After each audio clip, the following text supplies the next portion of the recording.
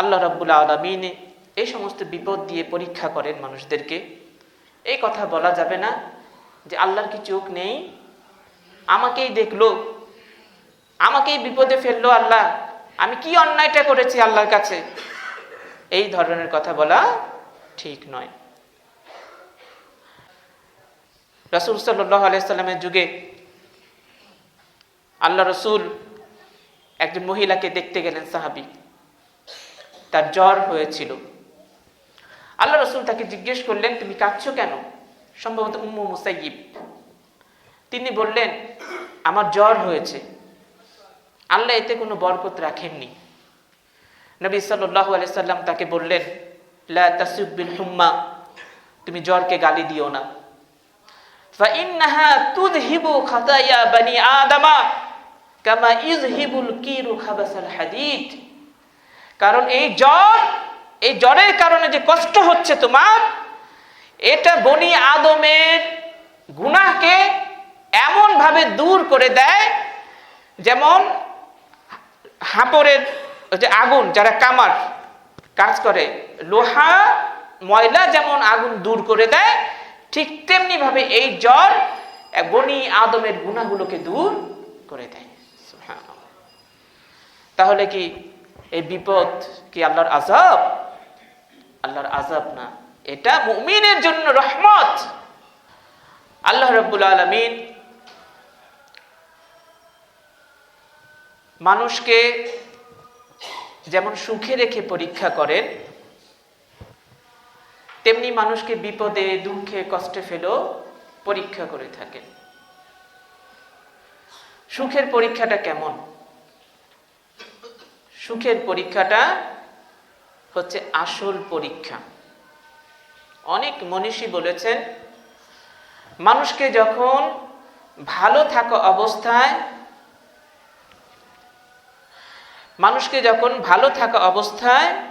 সুস্থ থাকা অবস্থায়, সুখে থাকা অবস্থায় পরীক্ষা করা হয়, তখন সেটাই হচ্ছে তার আসল পরীক্ষা। তাকে চেনার একটা সহজ উপায়, মানুষ যখন সুখে থাকে, বিপদ আপদ কিছুই নেই, অর্থনৈতিকভাবে সে বিপদগ্রস্ত না, শারীরিকভাবে না, পারিবারিকভাবে না, অন্য কোনো সাইড দিয়ে নয়, তখন হচ্ছে তার আসল চেহারা। সে বিপদে পড়েনি, সুখে আছে। আল্লাহ বান্দাকে সুখে রেখে পরীক্ষা করেন যে সুখে থেকে সে ইতর হয়ে গেল কিনা। ইসলাম ধর্মে সুখে থেকে ইতর হওয়া অপছন্দনীয়, নিন্দনীয়। তেমনি দুঃখে পড়ে কাতর হয়ে যাওয়া, এটাও নিন্দনীয়। মানুষ যখন সুখে থাকা অবস্থায় সবকিছু ভালো আছে, যদি দেখেন সেই লোকটা আল্লাহর এই নিয়ামতগুলো পেয়ে বেশি বেশি করে আল্লাহর ইবাদত করে, বেশি বেশি করে দান খয়রাত করে, তার ভিতরে কোনো অহংকার নেই, সে আল্লাহর একটা কৃতজ্ঞ বান্দা হয়ে গেছে যে আল্লাহ আমাকে সুখে রেখেছেন, কি না দিয়েছেন আল্লাহ আমাকে, আমি তো আল্লাহর ইবাদত আগে যা করতাম তার চেয়ে বেশি করব। সে অহংকারী হবে না, দাম্ভিক হবে না, বদ মেজাজি হবে না, বরং সত্যিকার অর্থে একজন মুমিন বান্দা যেমন দেখতে, সে নিজেকে ঠিক সেইভাবে গড়ে তুলবে। তো সুখী মানুষ যখন আল্লাহমুখী হয়ে যায়, তখন বুঝবেন যে সে ভালো অবস্থায় যেহেতু আল্লাহর দ্বীনের দিকে ঝুঁকে গেছে, সত্যিকার অর্থে মানুষটা ভালো। আর যদি দেখা যায় ভালো অবস্থায় সে অহংকারী, আল্লাহ তাকে সুখে শান্তিতে টাকা পয়সা, সম্পদ, সন্তানাদি, স্বাস্থ্য সব দিয়েছেন, এখন সে আল্লাহমুখী খুব একটা না, তার ভিতরে অহংকার আছে, ইবাদতে গাফলতি আছে, আচার আচরণে আপত্তিকর বিষয় লক্ষণীয়, তখন বুঝতে হবে সেই লোকটা প্রকৃতপক্ষে মুমিন না। কারণ মানুষ বিপদে পড়লে সে মুসলিম হোক কিংবা অমুসলিম হোক, আল্লাহকে ডাকে, আল্লাহর দিকে ফিরে। যে বিপদে পড়ে কোনোদিন নামাজ পড়েনি, সে মসজিদের দিকে ঝুঁকে। যারা কাফের মুশরিক, তারাও বিপদে পড়লে আল্লাহকে ডেকেছে। কোরআন মাজিদের প্রমাণ আছে। সমুদ্রের মধ্যে ঝড় তুফানের মধ্যে পড়ে গেছে, সেই অবস্থায় তারা ভাবতেছে এখন তো মূর্তিকে ডাকলে কাজ হবে না, সবাই একনিষ্ঠ মনে একমাত্র আল্লাহকে ডাকা শুরু করলো। আল্লাহ রাব্বুল আলামিন তাদের ডাকে সাড়া দিয়ে ওই কাফেরদেরকে সমুদ্রের ঝড় থেকে রক্ষা করে তীরে ফিরিয়ে দিলেন। তীরে যখন ফিরল, তারা কি বলল? মাঝিটা বড় দক্ষ ছিল, এ যাত্রায় বেঁচে গেলাম। মানুষ কত অকৃতজ্ঞ! কথাটা ছিল এটাই যে মানুষ যখন বিপদে পড়ে, মুসিবতে পড়ে, কষ্টে পড়ে, সাধারণত তারা সৃষ্টিকর্তাকে ডাকে, বিপদে পড়ে আল্লাহমুখী হওয়ার চেষ্টা করে। এটা মুমিন ব্যক্তি হওয়ার জন্য একমাত্র কোনো পরিচয় নয় যে সে বিপদে সে আল্লাহকে ডাকছে, সে মুমিন না। আসল পরিচয় হচ্ছে মানুষের পরীক্ষা, সুস্থ থাকা অবস্থায়, সুখে থাকা অবস্থায় আল্লাহ তাকে সব দিক থেকে সুখে শান্তিতে রেখেছেন। এখন দেখো ওই লোকটা সত্যিকারের মুমিন নাকি মুনাফিকি আচরণ তার ভিতরে আছে। এজন্য অনেক বিদ্বান বলেছেন, মানুষকে সুখে শান্তিতে থাকা অবস্থায় যে পরীক্ষা ফেলা হয়, এটাই হচ্ছে তার আসল পরীক্ষা।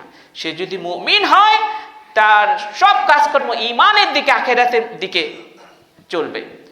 আর যদি মুনাফিক হয়, তাহলে সে তার সবকিছু যেন দুনিয়া কেন্দ্রিক হয়ে যাচ্ছে। সুখের পর দুঃখ। আল্লাহ রাব্বুল আলামিন মানুষকে দুঃখে ফেলেও পরীক্ষা করেন। পৃথিবীটা সুখের জায়গা নয়, মানুষকে দুঃখ, দুর্দশা, বিপদ আপদ স্পর্শ করেই থাকে, বিশেষ করে মুমিন বান্দাদেরকে। আল্লাহ রাব্বুল আলামিন এই সমস্ত বিপদ আপদ দিয়ে মানুষের ঈমানকে পরীক্ষা করেন, মুমিনদেরকে পরীক্ষা করেন। আল্লাহ যখন পৃথিবীতে কোনো মানুষকে বিপদে ফেলেন, মুমিনদেরকে বিপদে কষ্টে ফেলেন, এর দ্বারা আল্লাহ চান যে বান্দা আমার দিকে ফিরে আসুক, আল্লাহ তার দিকে নিয়ে আসতে চান।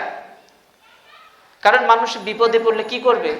দোয়া করবে, আল্লাহকে ডাকা শুরু করবে।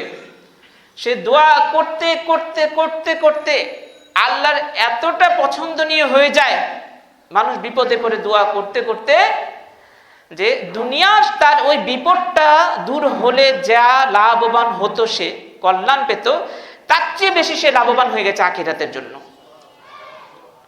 কারণ আল্লাহ যদি তাকে বিপদে না ফেলতেন, ওই বান্দা এত দোয়া করতোই না।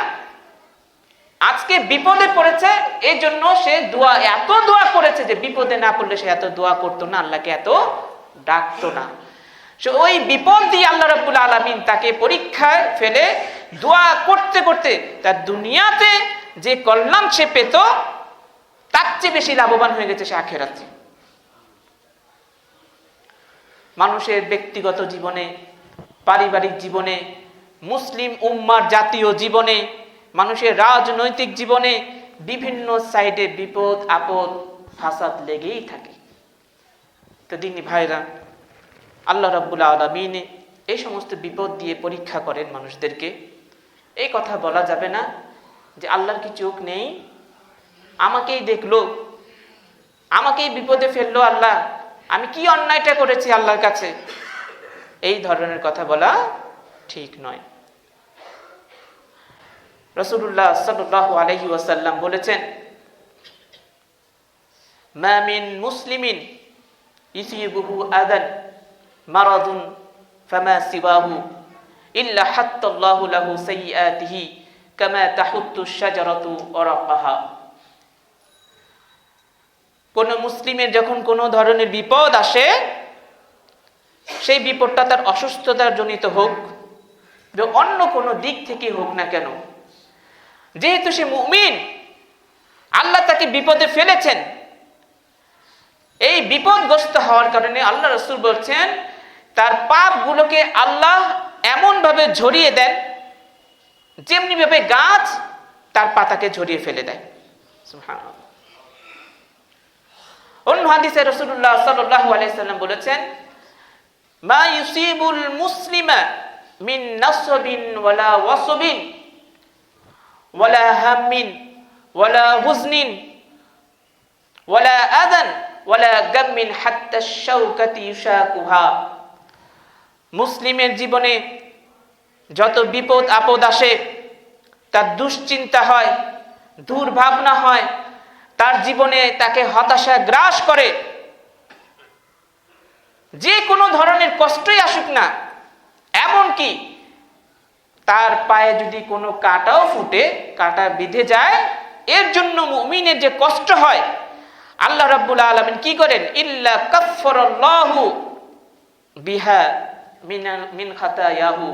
আল্লাহ রাব্বুল আলামিন ওই মুমিনের গুনাহগুলো মিটিয়ে দেওয়ার ব্যবস্থা করে দেন।